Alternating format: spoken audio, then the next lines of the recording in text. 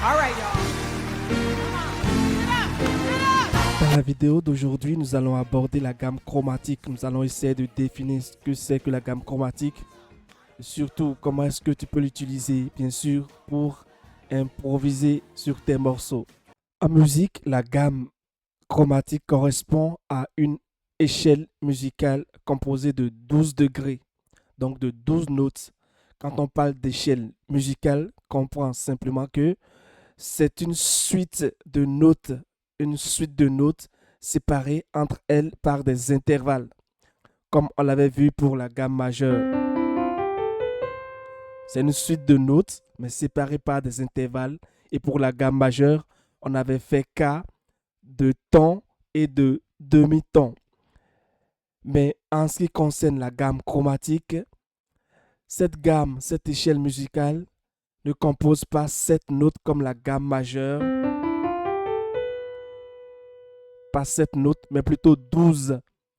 Il s'agit des 7 notes de la gamme majeure, donc le Do, Ré, Mi, Fa, Sol, La et le Si, plus leur version altérée. Donc le Do dièse, le Mi bémol, le Fa dièse, le La bémol et le Si bémol. La gamme chromatique est donc composée de 12 degrés, de 12 notes, et ces notes sont séparées rien que par des demi-tons. Il n'y a pas de ton, c'est rien que des demi-tons. Donc, de Do au Do dièse, au Ré, tu vois que c'est rien que des demi-tons.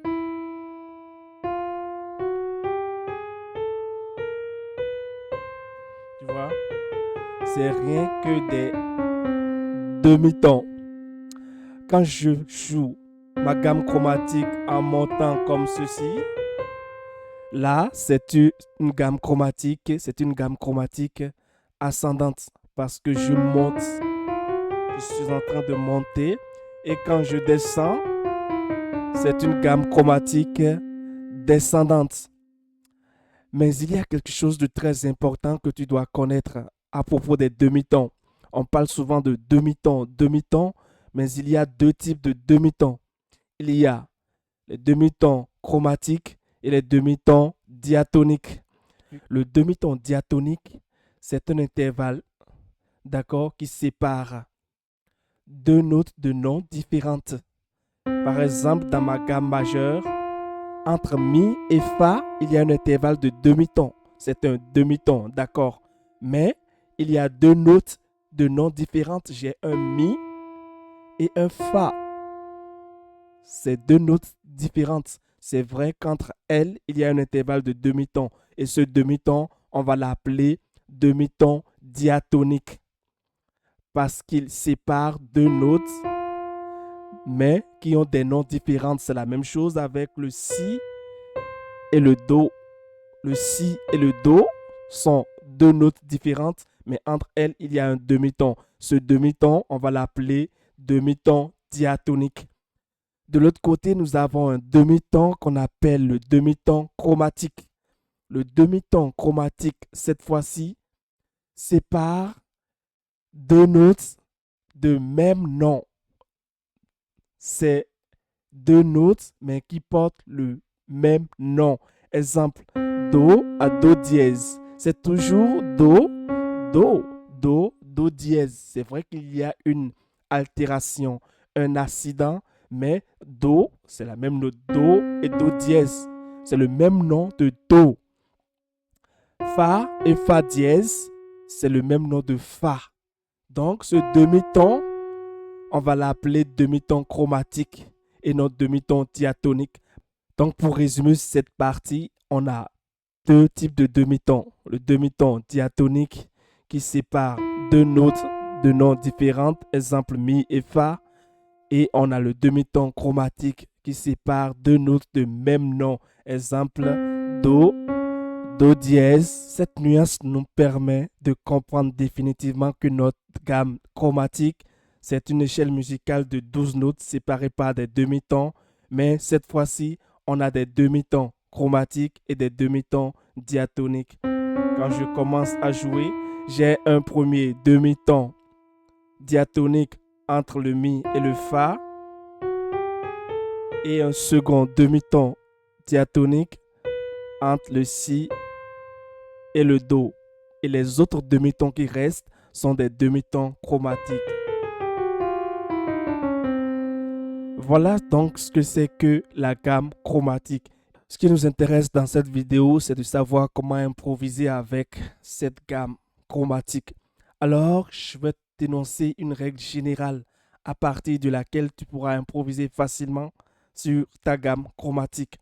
Si tu observes bien ta gamme chromatique, tu peux récupérer des tierces mineures. Une tierce mineure, c'est quoi? C'est un intervalle de 3 demi-tons. Et nous sommes dans une gamme qui est composée rien que de demi-tons. Donc, nous allons essayer de séquencer cette gamme, de faire de petites coupures par tierce mineure, c'est-à-dire par 3 demi-tons. Quand je fais comme ceci, de Do à Mi bémol, c'est une tierce mineure. Tu vois, de Fa à La bémol, c'est une tierce mineure. Donc, la méthode que je te montre tout de suite va consister à récupérer les tierces mineures qui sont dans ta gamme chromatique et à les jouer en construisant de petites séquences, que ce soit ascendant ou descendant. Tu vas pouvoir jouer rien que des demi-tons pour meubler, pour essayer d'agrémenter ton jeu au piano. Prenons exemple sur les accords. Nous allons prendre un accord majeur, un accord mineur, un accord diminué et essayer de récupérer les tierces mineures dans ces accords. Dans cet accord de Do majeur 7, Do, Mi, Sol, Si. Quand tu prends un accord majeur 7, la tierce et la quinte forment un intervalle de tierces mineures. C'est-à-dire qu'entre les deux notes, entre le Mi et le Sol, il y a 3 demi-tons. 1, 2 et 3. Donc pour improviser par exemple avec du chromatisme sur cet accord majeur 7, je peux récupérer cette tierce mineure ascendante ou descendante. Donc j'ai une tierce mineure au niveau de la tierce et de la quinte. Donc je peux déjà faire des petits jeux. Tu vois, il y a du chromatisme, il y a beaucoup de demi-tons. Même chose quand je prends par exemple un accord de Mi mineur 7 B5. Voilà un Mi mineur, un accord de Mi mineur, bémol 5. Donc voilà un Mi mineur 7 B5. Dans cet accord de Mi mineur 7 B5, qu'est-ce que tu constates? Il y a une tierce mineure entre la première et la deuxième note, donc la fondamentale et la tierce mineure. Et on a aussi une tierce mineure entre la deuxième note et la troisième. Donc ça me fait déjà 2 tierces mineures que je peux exploiter celui-ci. Et tu vois? La même chose quand je prends un accord mineur 7 sur Ré mineur 7. J'ai une tierce mineure au début, le Ré et le Fa. Le La et le Do également forment une tierce mineure. Donc, tu vois.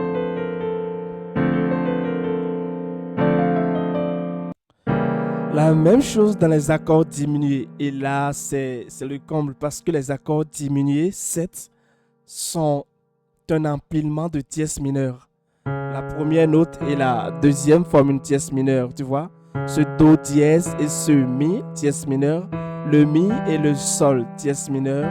Le Sol et le Si bémol, tierce mineure.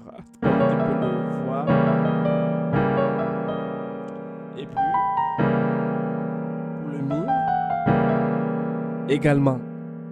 Donc, les tierces mineures sont présentes dans beaucoup d'accords. Et après les avoir récupérées, maintenant nous allons voir comment tu peux les utiliser sur ces accords-là. Tu peux utiliser les tierces mineures présentes dans tous les accords. Tu peux les utiliser donc sur chaque accord, les accords que tu veux. N'importe quel accord, ça marche toujours. Et pour te le prouver, nous allons prendre un petit rythme de fond. Nous allons jouer n'importe quel type d'accord et faire jouer ces tierces mineures là-dessus. Par exemple, ici, je suis avec un Do majeur 7.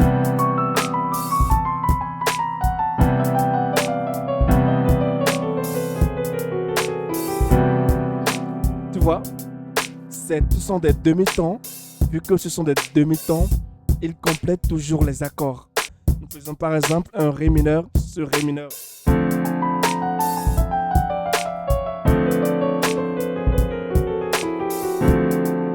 Voilà. Un dernier exemple sur un Do diminué.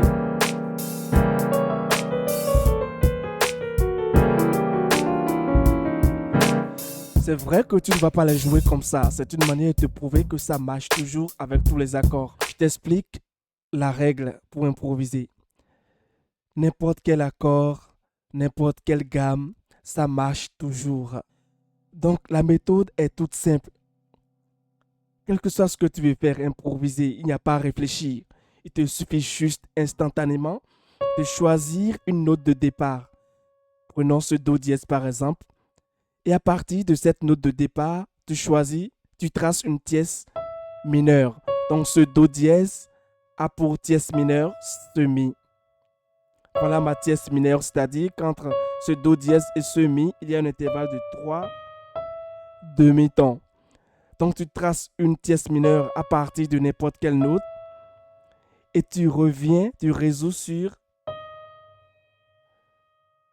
moins un demi-ton de cette tierce mineure, c'est-à-dire le deuxième degré de ta note de départ. Ma note de départ, c'est Do dièse, sa tierce mineure, c'est Mi, et son deuxième degré, c'est ce Mi bémol. Et c'est ce que je fais avec ce Si, sa tierce mineure, c'est Ré, et son deuxième degré, c'est le Ré bémol ou ce Do dièse. Même chose, La, tierce mineure, Do, deuxième degré, Si. Donc ainsi de suite. Tu vois? Comme ça, sans réfléchir, tu arrives à t'accorder avec tous les accords, à les compléter. Essayons maintenant de prendre une grille d'accords. Nous allons prendre la grille Anatole à laquelle nous sommes déjà habitués. 1, Do, sixième, deuxième et cinquième. Donc une suite d'accords de Do majeur 7, de La mineur 7, un Ré mineur 7 pour notre Sol de dominante et on continue. Tu vois?